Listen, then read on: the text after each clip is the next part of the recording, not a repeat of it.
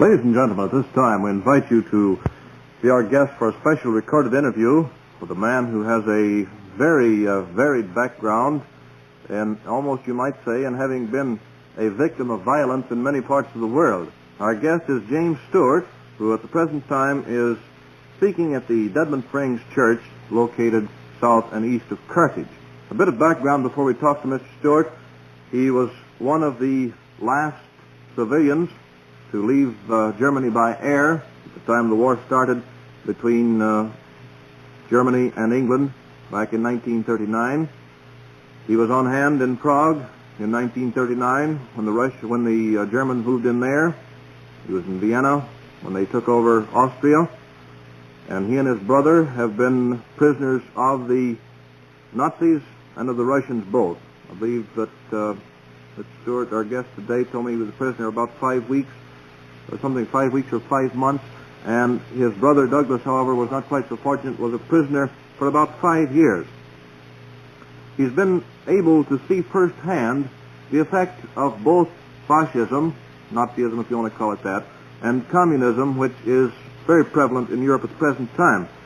Before we start our discussion on some other subjects, Mr. Stewart, can you tell our listeners, is there any basic difference between communism and fascism as far as their methods are concerned? No, I think if you study fascism in the various countries, such as in Hungary, where it really started, and in Czechoslovakia, and especially Germany and Italy and Argentina, you will see that it has the same elements of propaganda and the same elements of procedure.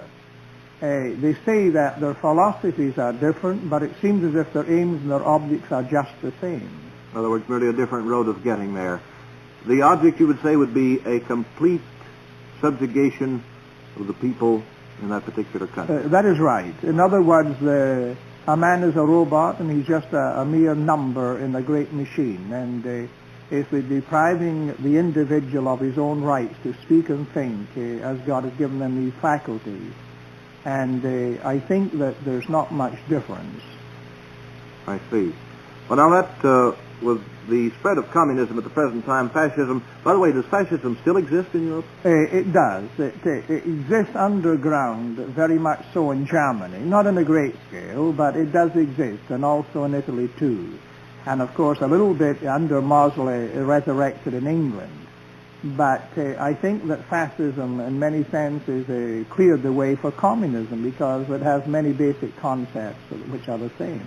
And too, the communists can always hold up this straw man of the existence of fascism and not proceed to knock it down and help gain weight themselves. Yes, I think so, sir. But of course, the spread of communism in Europe has led to a great many people escaping from this mythical barrier. Or is it a mythical barrier, the Iron Curtain? No, it's not. It's true that Mr. Churchill gave it its name at Fulton here, Missouri, but it is an Iron Curtain. Of course, the Iron Curtain has always been there in Russia since the Bolsheviks came to power, only they moved it out another 400 or 500 miles, and we can see it a lot better. But I was there this summer, taking care of those who were just escaping from Czechoslovakia, and you don't see a great Iron Curtain, but there's a barbed wire, there's the landmines, and the people who do escape really are heroes. But for every one who does escape, there may be 1,000 who has been killed in the process. In other words, it actually is a very difficult physical feat then to cross the frontier. Oh yes, almost impossible, because, for example, they've raised villages, you see, around the frontier to the ground, and then they have their barbed wire, they have the electrical things, and the moment you touch anything, the whole line lights up at night time and also rings the bell, tremendous noise, and then the landmines, and then you have the dogs, and then you have also their own guards, and the no man's land sometimes extends to 15 to 20 miles. So you can understand that it's a tremendous feat to cross that, and we ought to be proud of those who have done so. But the only place really where the line can be crossed, I suppose, with any degree of ease, and even then it's rather treacherous, is in Berlin itself. Yes, in Berlin and also in Vienna, the two cities, because there's always possibilities, but We must never forget that with those who escape, there are a lot of Russian spies who are let out purposely among the refugees, and that is quite dangerous, of course, so that's why they must be carefully screened. You've worked a lot with these displaced persons in Europe. I've been working among displaced persons in Europe for quite a long time. I worked among the displaced persons in Finland during the Finland-Russian War. That was about 1938. Yes. And so since the end of the war, I visited all major refugee camps in Europe, in Germany and Austria, and in the other countries such as Sweden and Denmark too, and France, all over in Italy. Of course, spiritual work is your main field, but do you find that you have to do something else sometimes before you can do any work of a spiritual nature? Oh yes, I'm an old-fashioned preacher from Scotland, and I believe the old-fashioned gospel. But although we don't preach a social gospel, we must do social work. And when we give out a Gospel of John, we have to give out a sandwich with the other hand, because we need today practical Christianity when there's so much misery in the world.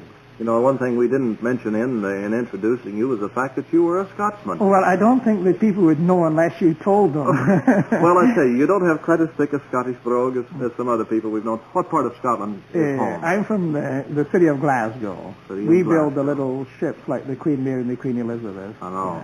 I've seen those little ships, he says. 15 stories tall, something like that, or even taller. Getting back to the purpose at hand in this interview, though, talking about displaced persons, about religious side, have you any first-hand knowledge or good knowledge of the status of religion in Russia at the present time? Yes, I do, and it's a very dangerous one just now. You see, in order to get liberty in Germany, many people, church leaders, just stood by Hitler in order to get liberty for religious worship. And there's come a change over religious leaders in Russia. Instead of opposing the communists, they've compromised with them in order to get liberty. And in certain sections of Russia, religious liberty is given. But please remember, everything is government controlled. The pastor, he's told what to preach. Now, when they took over Czechoslovakia, the preachers all had to go to a communistic theological seminary. Can you think of such a thing? A communistic theological seminary. And then they were taught what communistic philosophy was, or told what to preach. And it's a dangerous time for the Church of God in Russia. But there's religious liberty in different places. But that is only because it suits the end of the communists. And they have never changed. The basic concept of communism is there's no God. And they're out to destroy every vestige of Christianity from the face of the world. Their first attack, though, in the early days of the revolution, they did definitely attack the church. Yes, and put to death many friends. And just recently, some of friends of mine who were Baptist preachers from Latvia and Estonia have been put to death by the communists. I'd like some of the Baptist preachers just to hear that. And some of the Catholic leaders, of course. And also, yes, and there's been, for example, in Bulgaria, many Pentecostal leaders belonging to the Assemblies of God being put to death, and congregational pastors too.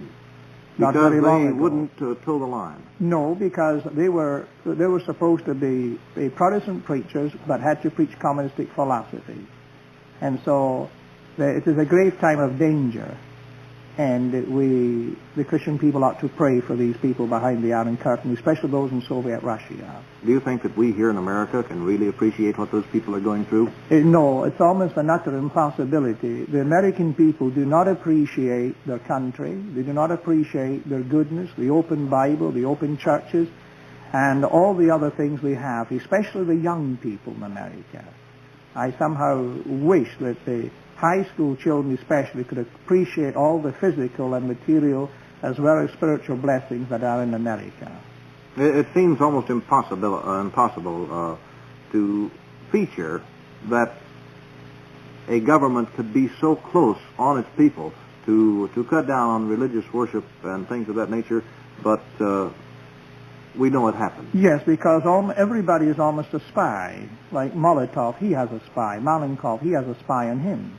And in every village, small village, there might be 10 or 20 spies just for the government. If you live in a tenement building, well, there's a spy occupies the room just at the door, the flat at the door, and they just take lets know who comes in, they know who you entertained and when that family left your home, and they just know everything, keep a tab on you. And so it's a reign of fear and terror all the time. Well, doesn't that sort of lead to a feeling that possibly there might be a revolution in those countries? Yes, of course, you must not forget that the Russian people have never really known liberty as we have known it in the British Empire and USA, because even under the Tsar they had secret police. You mustn't forget that. And so the Russian people have never known liberty like we have known. Of course, the Czechoslovaks have. And in Czechoslovakia, I think, is the largest underground movement against the communists. One of our tremendous hopes, of course, is the Soviet satellite nations like Czechoslovakia, Hungary, Bulgaria, Romania. And it's been simply amazing recently, especially last summer, the tremendous outbursts of violence against the communists. In Poland, for example, there were great bands of thousands of farmers fighting the Soviet garrisons. And that's tremendous. And of course, one of our greatest hopes is the breadbasket of Russia, the Ukraine. Farm people will be interested to know that. Because the Ukraine's number 75 million people, Kharkov is the capital, but they want to be a free, independent democracy. And there is tremendous opportunities. And I think we have to not so much give them ammunition, but to give the people of Russia the truth. How are we going to get that truth to them? Well, the only way I can see now is to get the truth by powerful radios, long wave. Now, many people, I've been broadcasting for years over Radio Luxembourg, which is the 200,000 watt station, the most powerful in Europe, and that goes behind the Iron Curtain. Now, shortwave broadcasts don't do too much good because the average person doesn't have a shortwave. Yeah. And the people in America don't listen to many shortwave broadcasts, so we have to have long wave. And we have to get the gospel by the radio, right through the Iron Curtain, penetrated. Do you think that Radio Free Europe is doing any work? Oh, yes. If I weren't a preacher, sir, I would give all my energy for propaganda for Radio Free Europe to get the American people to stand by that, because the Russian people wouldn't trust the American government, because the reason why they don't trust their own government. Mm-hmm. But when they know this is from the people of America to the people of Russia, they will listen, and they are listening in a tremendous way, especially from these broadcasts from Munich. It's simply marvelous. Well, now, our time is really slipping by. There's one other question I would like to ask you. Do you think there is any possibility of war? Well, I do not think that the Russians will wage war just now, because they're getting a lot without war. That's always been, look what they've got since the end of World War II. I've seen them take the countries one by one without fighting anything, without firing a shot, without a Russian soldier being involved. And I just think they're winning so well now in this hot war or cold war, whatever you want to call it. And they live in fear and dread themselves. They fear America. When I was arrested by the Russians, I discovered all these higher-up people. I met many of them, generals and marshals, and they certainly had an inferiority complex. And I feel that they're gaining so much now in the cold or hot war, whatever you want to call it, that they won't wage war meantime. I'm sure they won't. The real shooting war probably won't start. I do not think so, no. Fine. Our time has gone. Our thanks to James Stewart. I'd like to mention once again that he is appearing each night. He'll be speaking tonight, tomorrow night, and on Sunday afternoon and Sunday night at the Dudman Springs Church, located southeast of Carthage, just north of Highway 166. The pastor there is Reverend Wickern, who was in the studio with us this morning, did not appear on the broadcast. Sunday afternoon, I believe there's a special service there. You're going to be talking about Inside Europe Today. Is that right, Mr. Inside Europe Today, yes. And on Friday night, that's tomorrow night, at 7:45, you're going to be talking about your experience when you were arrested. That is correct. Fine. Our thanks to you, sir, for having been our guest today. We've been talking to Mr. James Stewart, a native originally of Scotland, but who's traveled around through Europe during the past several years. This has been a recorded broadcast. You're tuned to 1310. This message was preserved and made available by Revival Literature, Nashville, North Carolina. For more information, you can visit them online at revivallit.org.